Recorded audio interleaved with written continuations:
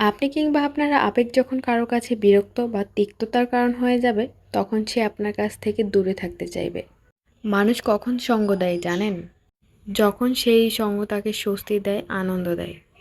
আর যখন আপনি নিজেই কারো বিরক্তের কারণ হয়ে যাবেন, তখন সেই মানুষটা আপনাকে এড়িয়ে চলার চেষ্টা করবে। হ্যালো এভরিওয়ান, আসসালামু আলাইকুম। আশা করি সবাই ভালো আছেন। ইউটিউবে ভিডিও দেখতে দেখতে মাছের কোপ্তার একটা রেসিপি চোখে পড়লো।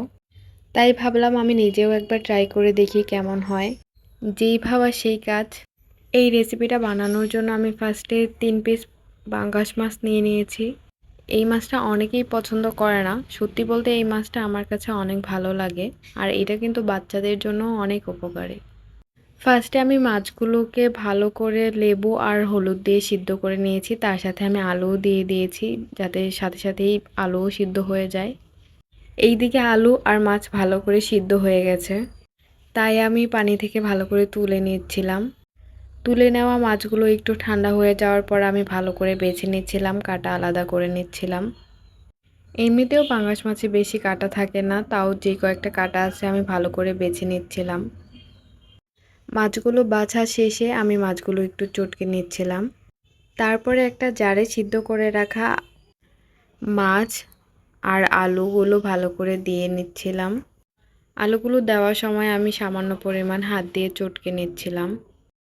ব্লেন্ড করলে এমনি সবগুলো উপাদান একসাথে মিশে যাবে, তারপরও মাঝে মাঝে অযথা কাজ করতে অনেকটা ভালোই লাগে। তারপর এর মধ্যে একে একে রসুন, পেঁয়াজ, মরিচ দিয়ে নিয়েছি। সব কিছু দেওয়ার পরও আমি লবণের কথা ভুলে গিয়েছিলাম। তারপর আবার হঠাৎ করে মনে পড়ে গেল একটু লবণ দিয়ে দিই, তারপর স্বাদ মতো লবণ দিয়ে নিলাম। লবণ দেওয়ার পর আমি সবগুলো উপকরণ একসাথে ব্লেন্ড করে নিয়েছি। আর আজকে আমার ডোটা অনেক নরম হয়ে গিয়েছিল, যার কারণে আমি এর সাথে চালের গুঁড়া দিয়েছিলাম। রেসিপিটা করার আগে আপুকে বলেছিলাম আজকে এই রেসিপিটা করব। আপু তখন বলতেছিল যে ও নাকি ট্রাই করছিল, হয় নাই। তাও ভাবলাম একটু আমি করে দেখি কেমন হয়। আমার সম্পূর্ণ উপকরণটা রেডি করা কমপ্লিট। তারপর আমি কিছুক্ষণ রেখে দেই এটা সেট হওয়ার জন্য। ভাবছি তারপর ভেজে নেব ডুবো তেলে। তার জন্য আমি একটা কড়াইয়ের মধ্যে অনেকগুলো তেল দিই। তেলটা ভালো করে গরম হওয়ার আগ পর্যন্ত একটু ওয়েট করতেছিলাম। গরম হলেই আমি আমার ডোটা দিয়ে দেব। কিন্তু রেজাল্ট যে এইরকম হবে তা দেখে তো আমি পুরোই হতাশ। দেখো সবগুলো ঝুরঝুরা হয়ে গেছে। তারপর আমি অল্প তেল দিয়ে আবার ছোট করে ভেজে নিয়েছিলাম। একেবারে ফেলে দিলে তো অপচয় হতো।